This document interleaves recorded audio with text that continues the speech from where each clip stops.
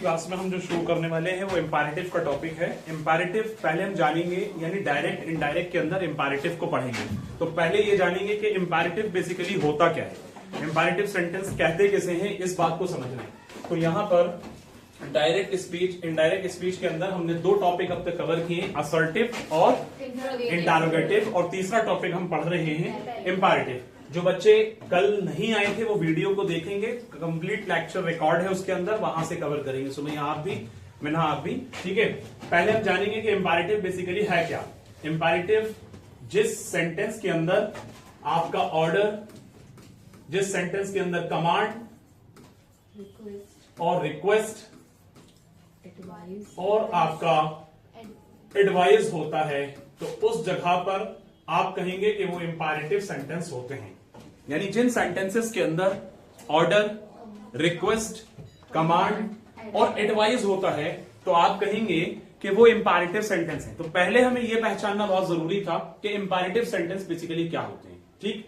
अब इम्पैरेटिव के अंदर, यानी हम डायरेक्ट इनडायरेक्ट के अंदर इम्पैरेटिव के टॉपिक को कवर करेंगे। तो इस पर भी डायरेक्ट स्पीच और इनडायरेक्ट स्पीच में क्वेश्चंस आते हैं इम्पैरेटिव से। तो इसके कुछ रूल्स हैं, जैसे कि पीछे और भी रूल्स हुआ करते थे हमने वहां पर इंटरोगेटिव में, उसके अलावा हमने वहां पर भी पढ़ा था असर्टिव में भी। तो जितनी बेसिक रूल्स हैं वो सब पर फॉलो होंगे, लेकिन इसके अलावा यहां सबका थोड़ा थोड़ा अलग अलग है, जैसे कि वहां पर दैट हट करके इफ लग रहा था, ठीक है, इंटरोगेटिव में। अब यहां देखते हैं यहां पर क्या होने वाला है। Reporting verb is change into order.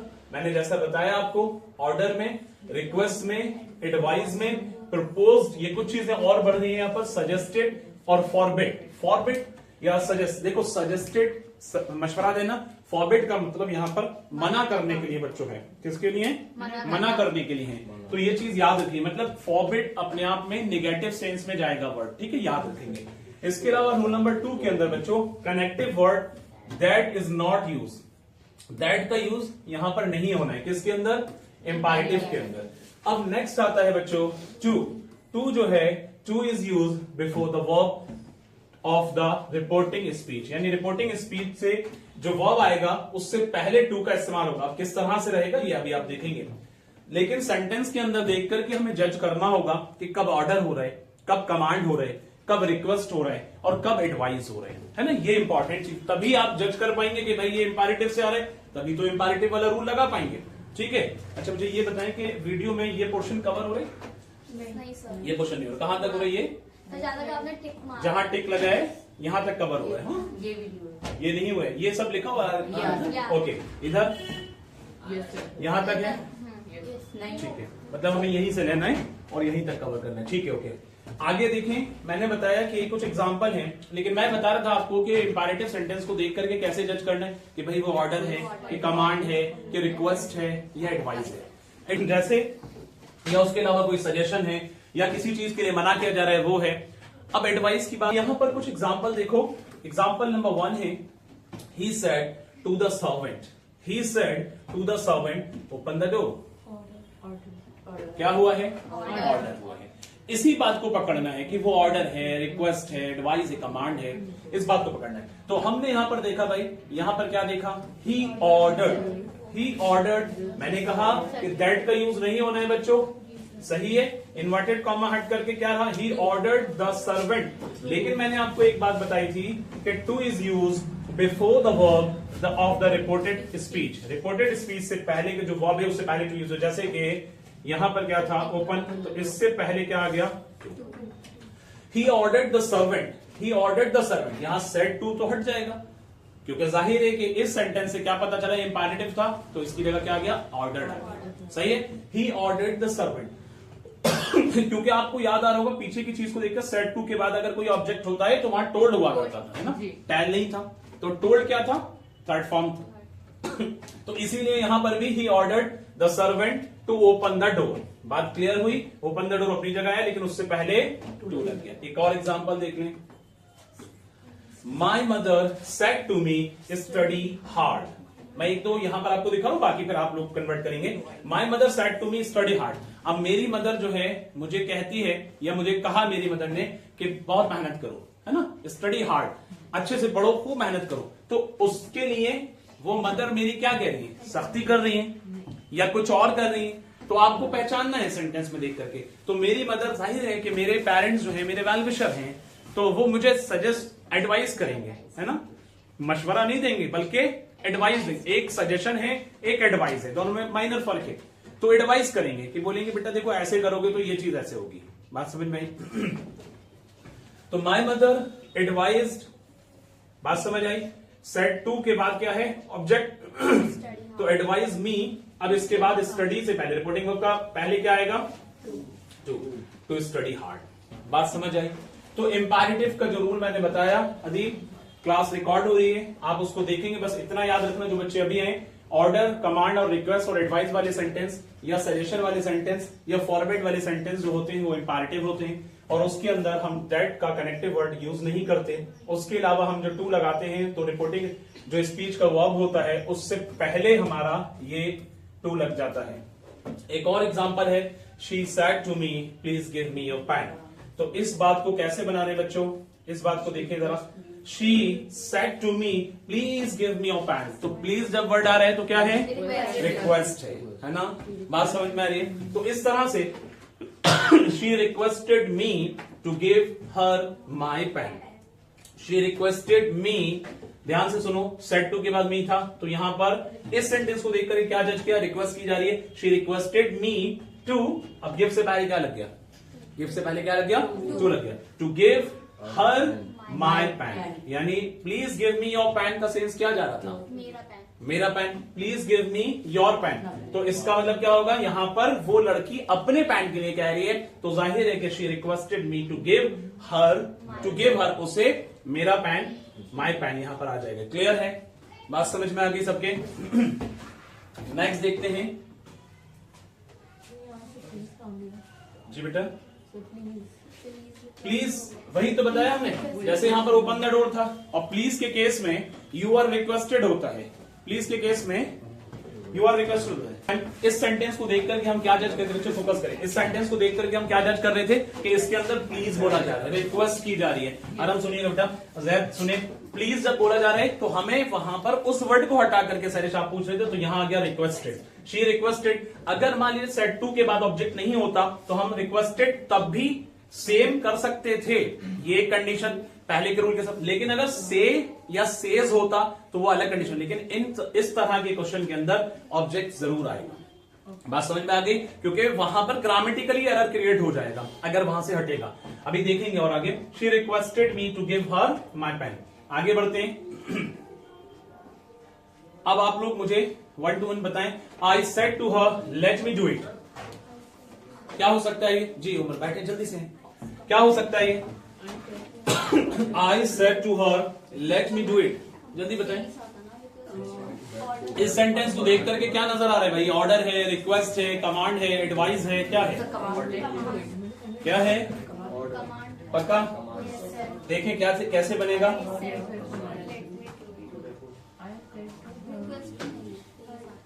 I requested her, let me do it. I requested her, let me do it. बच्चों बात समझ में आ रही है?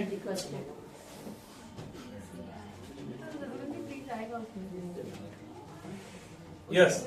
नेक्स्ट देखिए, next sentence, teacher said to students do not talk. Teacher said to students do not talk, जल्दी बताओ। ये या तो टीचर यहां पर मतलब बच्चों से क्या बोलेगा, रिक्वेस्ट तो करेगा नहीं, भाई प्लीज बात मत करो, है ना।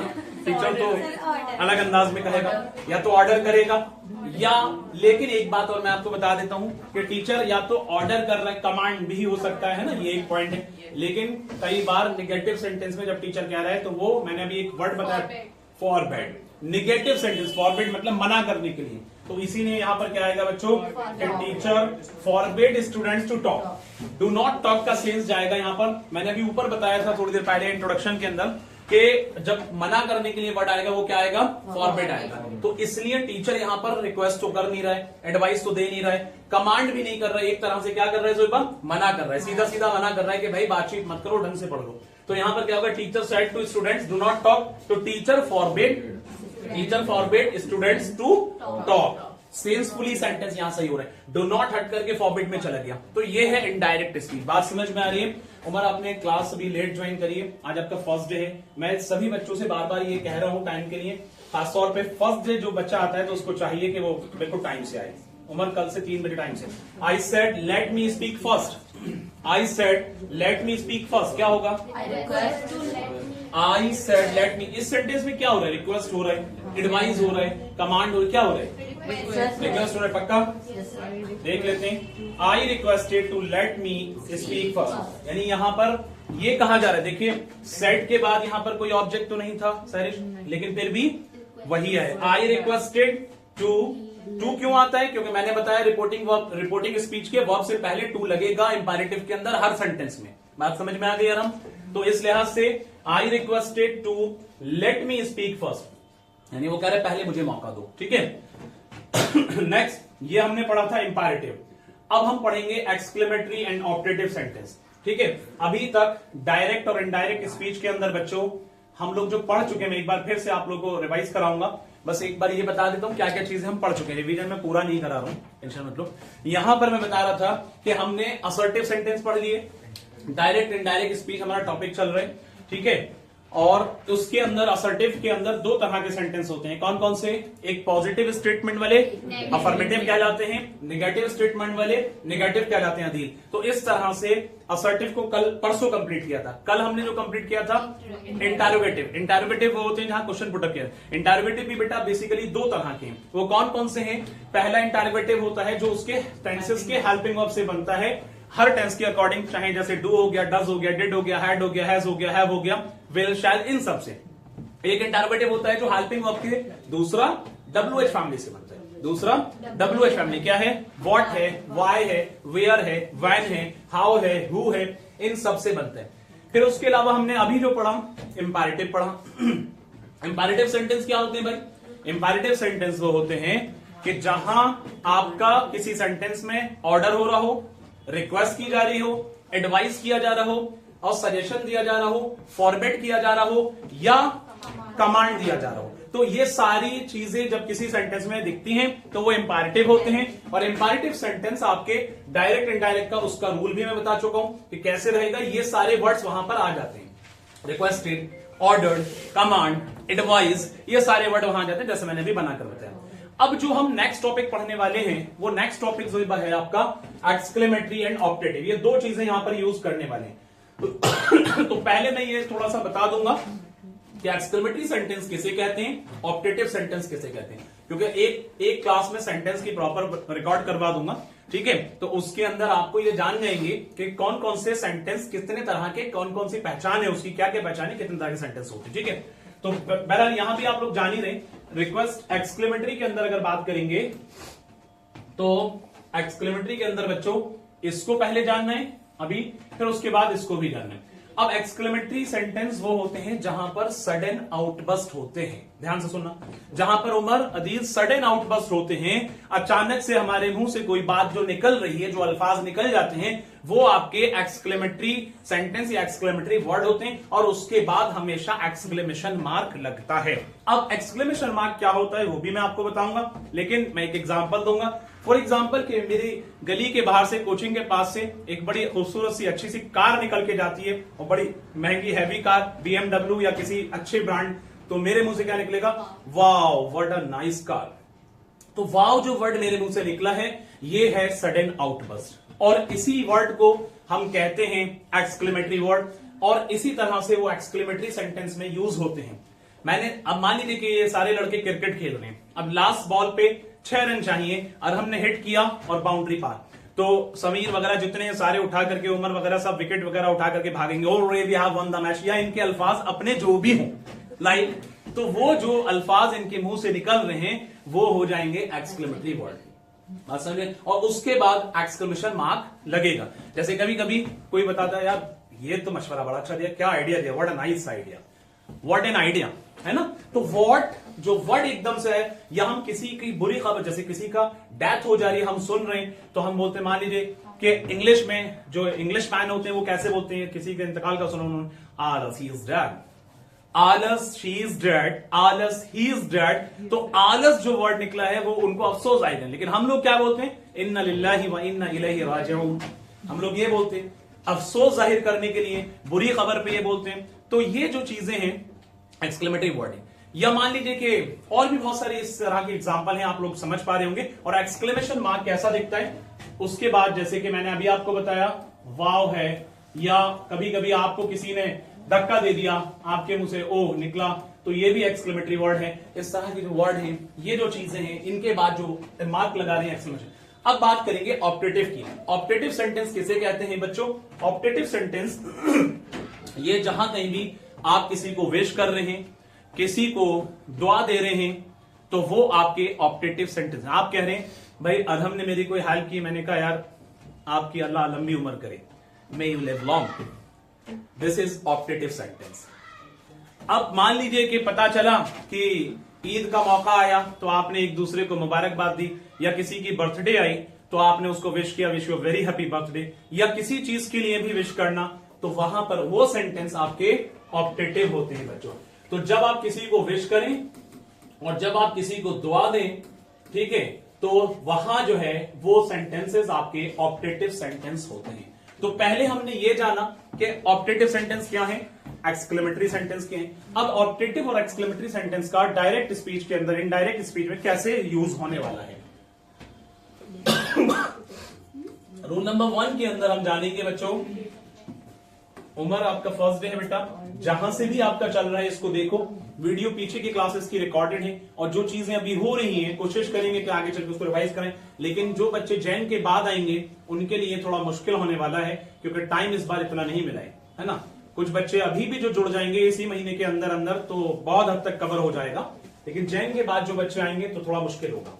Reported verb is changed into exclaimed with Joy. ध्यान से सुनना, एक्सक्लेमेटरी के अंदर कई बार आपको मतलब ये कंडीशंस हैं, जॉय होगा, कई बार सॉरो होगा, विद जॉय, विद सॉरो, और विद सरप्राइज। कभी सरप्राइज, कभी एपोलेटेड होंगे, है ना, कभी विश किया जाएगा, प्रेड किया जाएगा। विश और प्रेड मैंने दुआ लिखा है ना यहाँ पर, ये प्रे भी कहलाता है। विश और प्रे वाली जो कंडीशन है ये ऑप्टेटिव के लिए रहेगा। बाकी इसके अलावा जो एपोलेट है, सरप्राइज है, और आपका सॉरो है, एक्सक्लेम्ड है, ये सब के सब एक्सक्लेमेटरी सेंटेंस के अंदर हम यूज करने वाले हैं। ठीक है उमर। अब यहां पर नेक्स्ट है आपका words of exclamation, that is hurray, alas, ah, ओ, ये सारे वर्ड्स जो हैं आपके एक्सक्लेमेटरी वर्ड्स कहलाते हैं। नेक्स्ट है मार्क ऑफ एक्सक्लेमेशन, ये मैं बता ही चुका हूं, ये आपका इनडायरेक्ट स्पीच के अंदर हटा दिया जाता है, पहले बच्चों रिमूव कर दिया जाता है। इसके अलावा रूल नंबर 4 के अंदर connective word that is use. अब याद दिलाता हूं, सबसे पहले हमने पढ़ा था ना, सबसे पहले असर्टिव में पढ़ा था, असर्टिव में कनेक्टिव वर्ड क्या हुआ करता था, दैट। अब वापस दैट यहां पर यूज होगा, लेकिन किस किस में नहीं हुआ जरा वो बताओ, किस किस में नहीं हुआ? इंटरोगेटिव में नहीं हुआ, एक दूसरा इंपैरेटिव में भी नहीं हुआ था। इंपैरेटिव में हमने क्या यूज किया था, टू यूज किया था। कहां यूज किया था? रिपोर्टेड स्पीच के वर्ब से पहले, रिपोर्टेड स्पीच के वर्ब से पहले क्या यूज किया था Umar?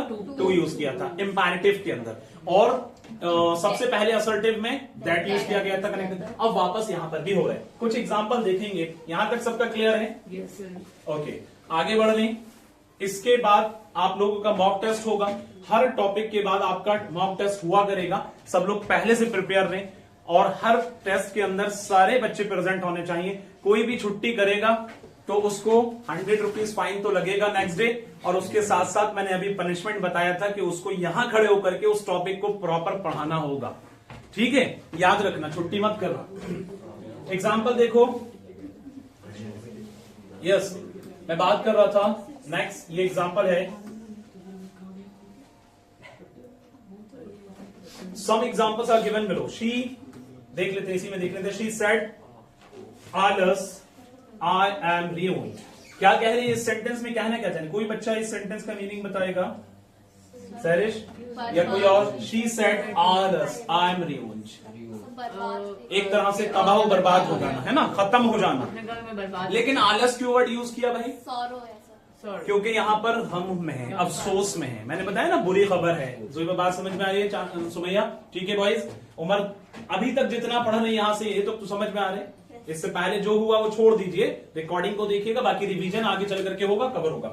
She said all assembly. तो अब जाहिर है कि जब एक्सक्लेमेशन मार्क के साथ सेंटेंस में आ रहा है तो आप समझ गए एक्सक्लेमेटरी सेंटेंस है। और जब एक्सक्लेमेटरी सेंटेंस है तो इसकी जगह पे आप क्या लगाने हैं? She exclaimed with sorrow. आपको एक्सक्लेम वर्ड के साथ लगाना है हर बार। She exclaimed with sorrow that मैंने कहा ना दैट आएगा, दैट शी वॉज रूइंड, क्योंकि आई एम रूइंड का मतलब यहां पर वो अपने लिए कह रही है, मेरे लिए नहीं कह रही है। बात समझ में आ रही है ना?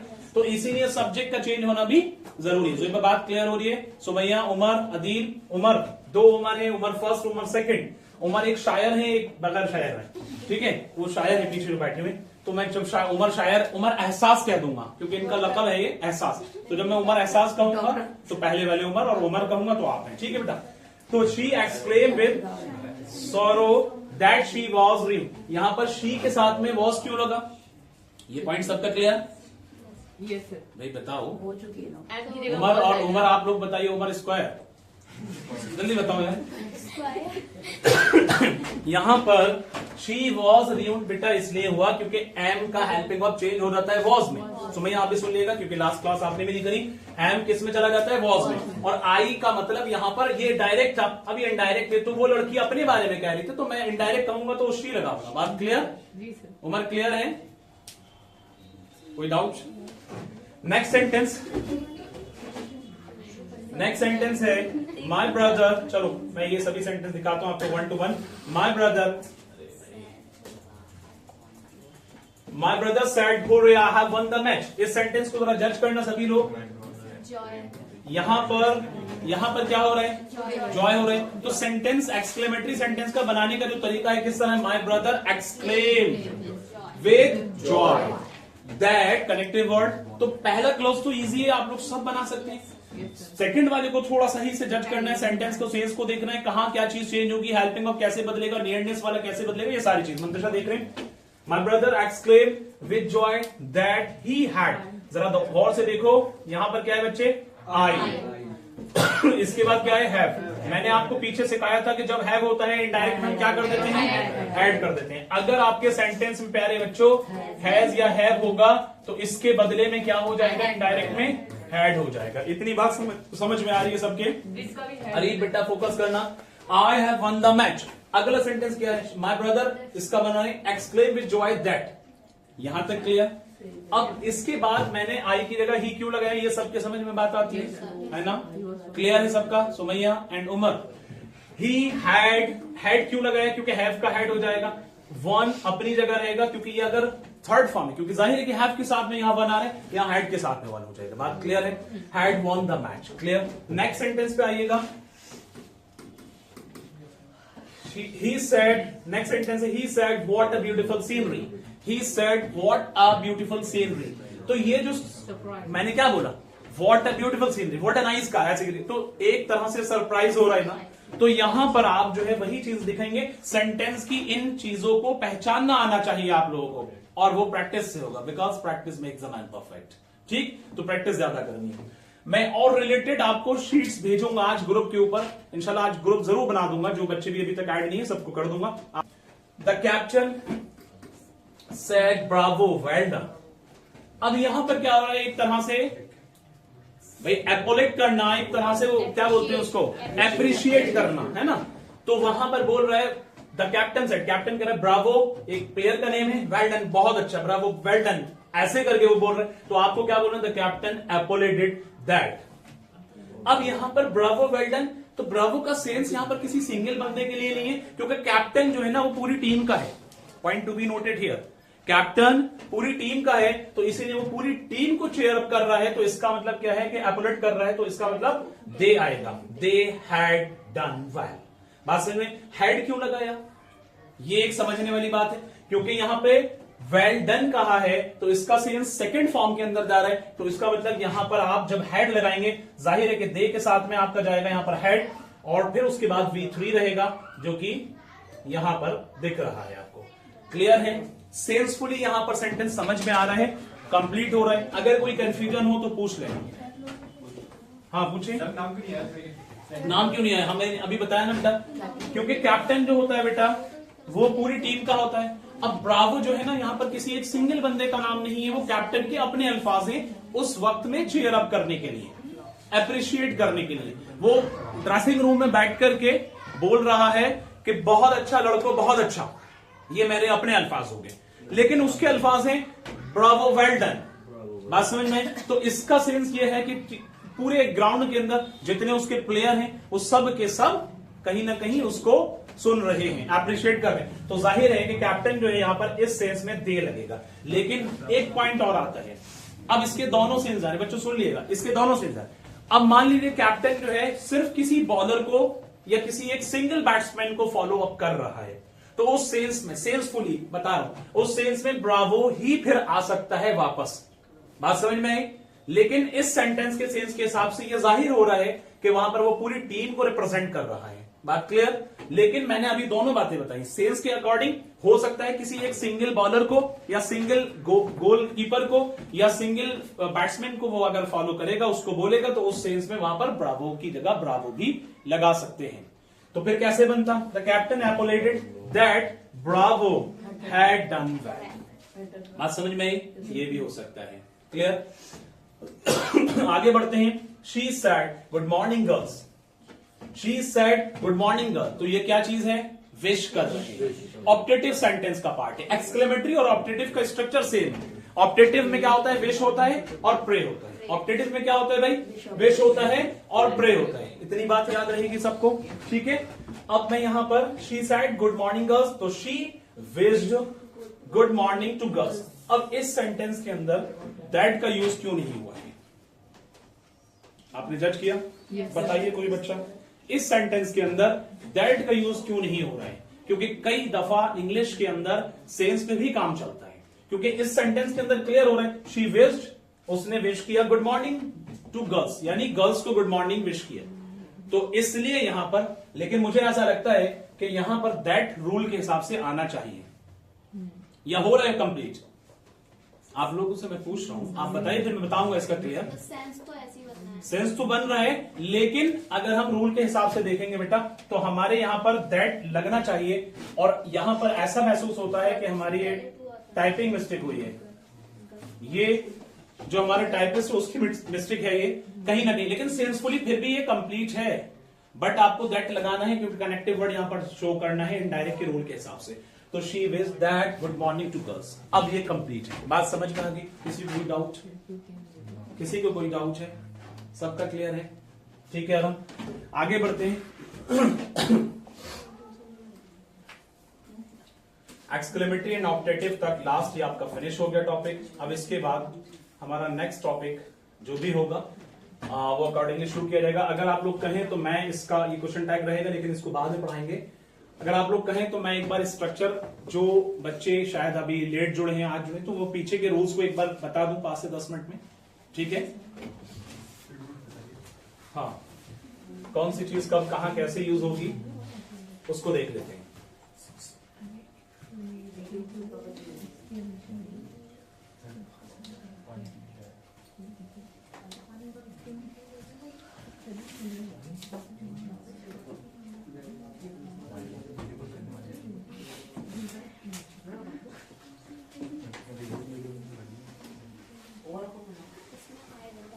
जी बच्चों, देखो ड्यूरिंग क्लास हम लोग जो खाते हैं च्युइंगम या टॉफी या XYZ जो भी, वो चीजें एक डिसिप्लिन के खिलाफ हैं। और साइकोलॉजिस्ट ये कहते हैं कि जब आप कोई चीज खाते हुए अगर पढ़ रहे हैं तो आपका कंसंट्रेशन फुल्ली नहीं हो पाता है, पूरा कंसंट्रेशन उस जगह नहीं लग पाता है। तो मेरा सजेशन है कि उस वक्त ना खाएं, ज्यादा अच्छा है।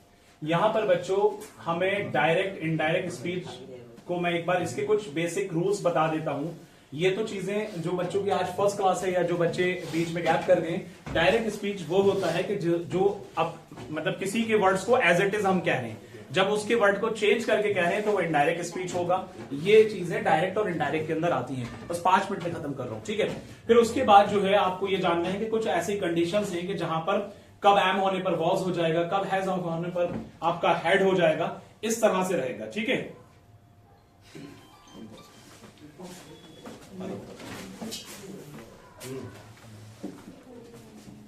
डायरेक्ट इनडायरेक्ट स्पीच के अंदर हमने जो पढ़ना है, मैंने बताया कि डायरेक्ट स्पीच क्या होता है, डायरेक्ट क्या होता है, क्या क्या चीजें हमें पढ़नी है, असर्टिव सेंटेंस को पढ़ना है, और इसके अंदर असर्टिव के लिए हमें कुछ रूल्स को जानना जरूरी होगा।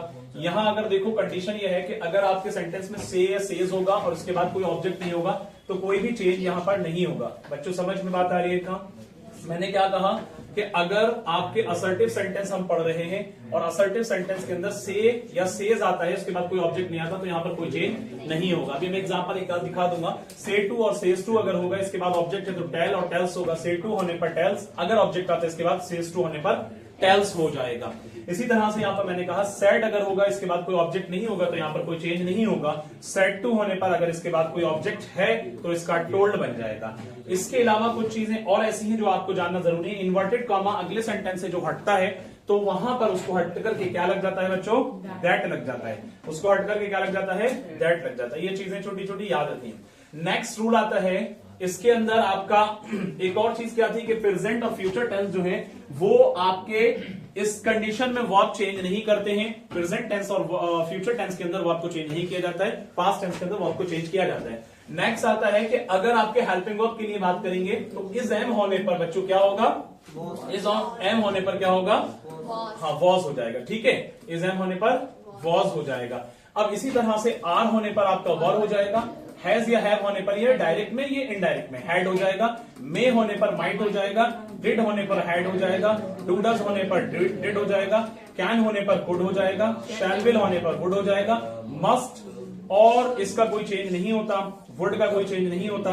शुड का कोई चेंज नहीं होता और हैड का भी कोई चेंज नहीं होता। याद रखना हैड के कनेक्शन में कई चीजें हैं। डिड की जगह पर हैड आ रहा है और हैज हैव की जगह पर भी हैड आ रहा है, आप भूलना नहीं। लेकिन जब खुद हैड डायरेक्ट अगर डायरेक्ट में है तो फिर वहां पर कोई चेंज नहीं होने वाला है। बात क्लियर? उसके बाद आगे देखें, यहां आपके पास में नियरनेस वाली कंडीशन है, यानी अगर आपके सेंटेंस के अंदर बच्चों दिस होगा तो दिस होने पर क्या होगा? दैट हो जाएगा। दीज होने पर क्या होगा? दोज हो जाएगा। नाउ या जस्ट होने पर देन हो जाएगा। टुडे होने पर दैट डे। टुमारो होने पर द नेक्स्ट डे। यस्टरडे होने पर द प्रीवियस डे। टुनाइट होने पर दैट नाइट। लास्ट नाइट होने पर द प्रीवियस नाइट। हियर होने पर देयर और हैंड्स होने पर दैट्स हो जाएगा। क्लियर है? ये जो कनेक्शंस हैं, ये जो चीजें हैं, आप सभी को याद रखनी है। वीडियो इसमें अभी यहां भी कवर हो रहा है, इसके अलावा फर्स्ट वाली वीडियो में ये सारी चीजें बता चुके हैं। तो आप लोग को मैं लिंक शेयर कर दूंगा, जो भी न्यू कमर्स है देखना जरूर। एक दो रूल्स और देख लेते हैं उमर। तो यहां आपके पास में फर्स्ट पर्सन में आई और वी, सेकंड पर्सन में यू और थर्ड पर्सन में ही, शी और इट, दे वगैरह रहेगा। अब इसके कुछ एग्जांपल्स हैं जैसे कि यहां एक एग्जांपल आपके सामने, he said I play football. This is direct. क्या है बच्चों? ये डायरेक्ट। लेकिन इसको कैसे बनाएंगे? मैंने बताया कि अगर सेड के बाद, अभी रूल ऊपर बताया था, सेड के बाद कोई ऑब्जेक्ट है, देखो कॉमे से पहले तो कोई ऑब्जेक्ट नहीं है सेड के बाद, तो सेड के बाद कोई ऑब्जेक्ट नहीं, कोई चेंज नहीं होगा। तो उस कंडीशन में ही सेड अपनी जगह, ही सेड इन्वर्टेड कॉमा हटा, दैट आ गया। अब आपने आई की जगह पर क्या लिखा? ही सेड दैट ही, लेकिन प्ले का हो गया he said that he plays football. अब आई की जगह ही क्यों हुआ? क्योंकि इसके बारे में बात हो रही थी। क्लियर? और प्ले में एस क्यों लगा? क्योंकि ये सिंगुलर सब्जेक्ट था और प्रेजेंट टेंस का टेंस है, तो इसलिए यहां पर प्लेज। तो he said that he plays football. इस तरह से एक एग्जांपल था, ऐसे चेंज होगा। दूसरी और चीजें आपके सामने रहेंगी। He said to me. अब देखो सेड टू के बाद ऑब्जेक्ट है, तो उस जगह पर चेंज होने का जो मैंने कहा तो वो टोल्ड हो जाएगा, ऑब्जेक्ट नहीं है। He told me inverted comma that. अब यू प्ले टेनिस, तो सेंटेंस में जो कह रहे हैं he said to me you play tennis, तो वो मुझे कहा, उसने मुझे कहा तुम टेनिस खेलते हो, तो तुम के लिए यानी वो मेरे लिए कह रहे हैं, बात समझे? तो इसलिए यहां पर ही told me that I play tennis हो जाएगा। क्लियर है? तो ये कुछ इस तरह की चीजें हैं। बाकी मैं सारी चीजें कवर कर चुका हूं और यहां तक जितना भी पढ़ा है इन सबको सभी बच्चों को रिवाइज करना है बहुत अच्छे से। ठीक है? बार बार देखना है, चीजों को रिवाइज करना है और प्रॉपर अपनी नोटबुक बना लीजिए इंग्लिश की, एक अकाउंट्स की, इसी तरह से बीएसटी की, और जो भी सब्जेक्ट आप लोग पढ़ रहे हैं, जीके, जीए, जीएस वगैरह, सबके अलग अलग नोटबुक बना करके प्रॉपर नोट बनाए, मेहनत करें अच्छे से। जो लोग वीडियो देख रहे हैं अगर समझ में आ रहा है तो उसको शेयर जरूर कर दें, और अगर न्यू कमर्स है तो सब्सक्राइब भी कर दें ताकि दूसरे बच्चों का भी फायदा हो जाए, शेयर कर दें। ठीक है?